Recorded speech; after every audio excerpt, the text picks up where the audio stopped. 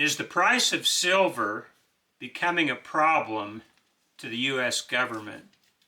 Well, this is a question that we want to look at tonight. My name is Rick Bloodworth. This is the Common Sense Christian Financial Channel, and I want to talk about the historic run-up that we have had in silver in the last 3 months, as well as the historic run-up we've had in gold over the past several years.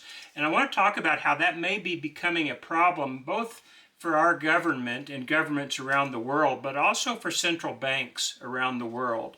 And a lot of times when we look at things like that, we think, well, that's their problem. But let me assure you, when the governments have a problem, they usually make sure that it becomes our problem as well. And so I wanted to look at a couple of things. I want to look at some historical figures that will help us maybe get a context for what we want to look at tonight. But I want to start off with where prices were the year I was born, 1960. In 1965, we stopped being on a silver standard. Up until that point, from about 1787 when the Constitution was signed, 1792 when the U.S. Treasury was open, the U.S. was on a silver and a gold standard. As somebody pointed out in the comments, we also had copper money that certainly was part of that standard as well. But up until 1933, we were under a full-fledged gold standard. We had a bimetallic system with silver and gold being the primary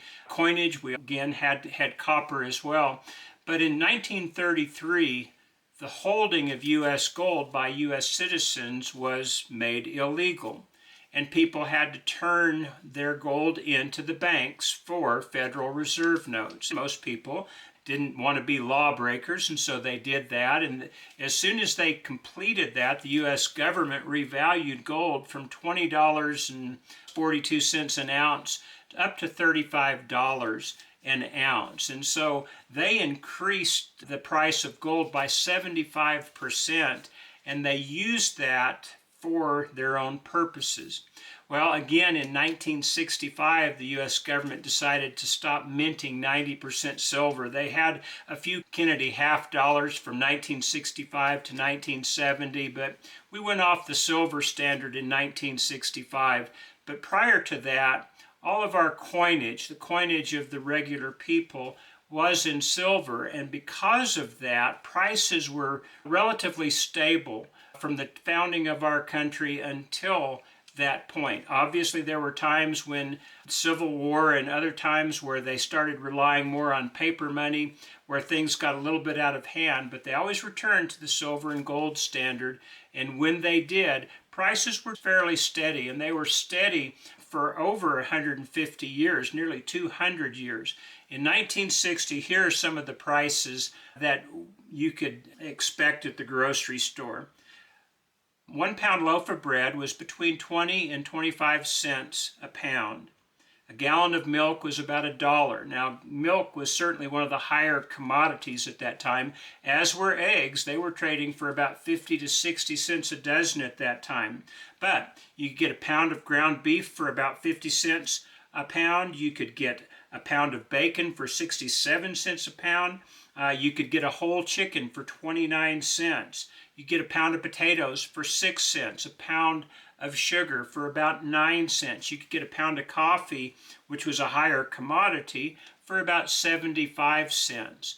And so a family of 4 could live very nicely on a grocery budget, a weekly grocery budget of about $25 to $30 a week.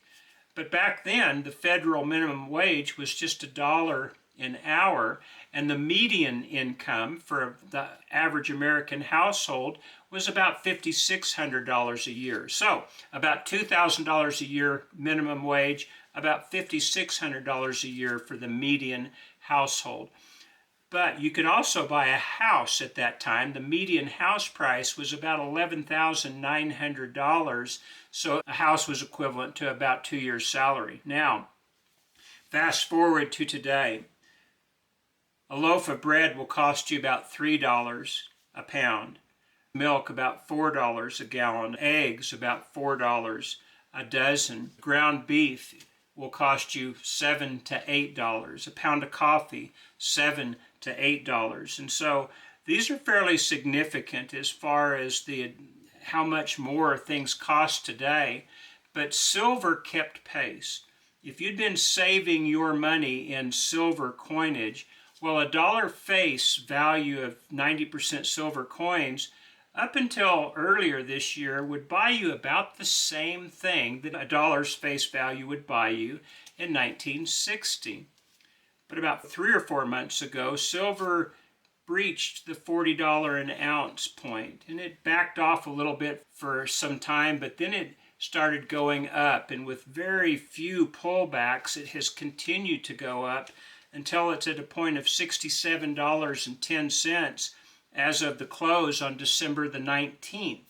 That's a fairly significant run-up, and usually you don't see run-ups like that without some sort of a correction or a pullback or a complete sell-off, but we really haven't seen that.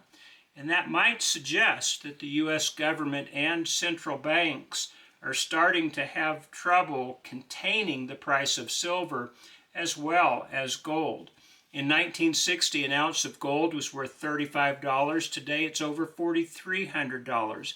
That's about 120 to 125 times increase. Silver has had a 48 times increase during that same period. It was about $1.29 an ounce in 1960, and again, today it closed at $67.10, or about 48 times the average price of silver in 1960. And so now we're starting to see some significant moves where it actually appears that silver and gold are starting to decouple from the dollar. Now that may sound ridiculous at first because obviously they're valued in dollars, but what I mean by decoupling is they usually went hand in hand. As inflation occurred in the dollar, that was what the price of gold and silver would typically go up. Obviously there were some notable exceptions, but over the years you could buy a loaf of bread for about the same amount of silver as you could back in 1960. You could buy a gallon of gas, which was 25 cents in 1960, for the same silver quarter today. But as somebody pointed out in the comments the other day, you can get 2 gallons of gas for a silver dime today. And that shows you the relationship is starting to really go askew. And it's during times like this that governments and central banks start to panic. Our Federal Reserve has a trading desk. Why there would be any reason for them to be able to buy and sell stocks and commodities is beyond me. They shouldn't have that authority. They may be called federal, but they have no relationship to the U.S. government as far as the U.S. government telling them what to do, although the governments and central banks typically are joined at the hip as far as the things that they want. And so I think right now you're seeing a little bit of panic within the government and within central banks. If not overtly behind the scenes, I'm sure there's some planning going on right now. And the question that we ought to be asking ourselves, for those of us who have been saving in gold and silver through the years, is what will they do to try and prevent these commodities from continuing to go up and go up at this pace? And the reason I ask that, I think that it's prudent when you have a portion of your wealth in one area to make sure that you're familiar with what's going on in that area.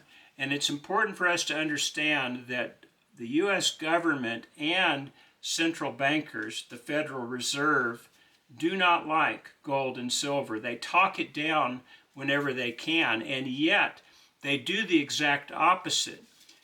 Gold was just made a Tier 1 asset in the last couple of years, which means it's equivalent to U.S. Treasuries on a worldwide basis. That's fairly significant. Silver was just made a strategic asset or declared a strategic asset by the U.S. government.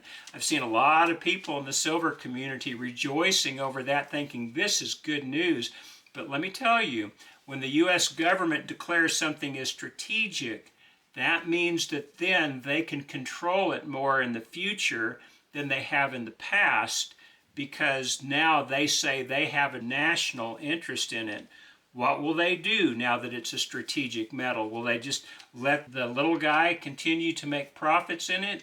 Will they let them continue to have their savings in silver and gold, or will they do something to declare some sort of a national emergency where they just have to have it? And since it's strategic, maybe start passing some laws similar to the banking laws that we saw that were changed in 1933 under the Roosevelt administration. I realize a lot of people get very indignant at thoughts like that, but it is something that could happen. And I believe we need to be thinking about that because, again, I want to say I believe that silver and gold have become a problem for the U.S. government and for central banks, and they're powerful entities. I've always been fascinated by chess. I'm not a great chess player, but it's interesting to watch good chess players because usually not only are they trying to plan a move ahead of what their opponent might do, but they're planning several moves ahead of what their opponent might do, so nothing surprises them. I think it's time for us to start becoming strategic like that and start planning a move or two ahead. What will we do if the U.S. government decides that they want to seize all or part of our silver and gold? What will we do if they start limiting the profits that you can make? What will we do if they start increasing the amount of taxes that they have on silver and gold? And don't for a moment think that they're not thinking about these things, because silver and gold are in competition with the U.S. dollar. As the U.S. dollar gets weaker, the competition gets stronger, and the U.S. government, just like any other government, does not like competition. What might they do in a situation like this? Well, the fact is none of us know for sure. I think we can guess some of the moves that they might make, but they'll have surprises up their sleeve. They can certainly control the paper market, but they have lost control of the physical market. There's way too many big businesses and industries and even governments around the world who are now saving in silver and gold, and that is a freight train that cannot be stopped. The only options they have then, the only control they really have, is over their own people. And so they may be thinking about what they can do to limit the influence that those who own silver and gold have. And so it's something we're thinking about. I don't exactly know what we need to be doing about it, but I do know we need to start investigating it.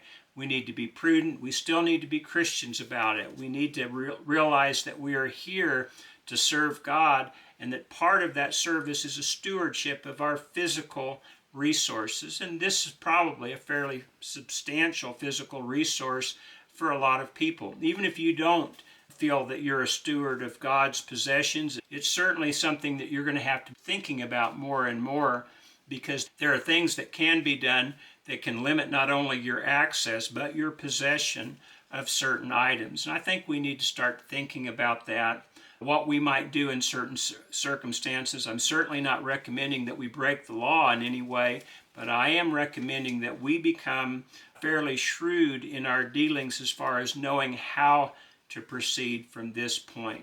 Well, that's the video for today. Let me know what you think about it in the comments. There has been no question that silver and gold have been a great investment. They've been a great store of value for many of us for a number of years, and now it's going beyond just a store of value to quite a profitable proposition. But what will we do from this point? What will others do from this point? I think are things that we need to start considering and start making prudent and prayerful decisions on. Let me know what you think in the comments. I always enjoy the comments. I learn a lot from them. So if you have something you'd like to share, please do that. But I appreciate your watching, especially to this point.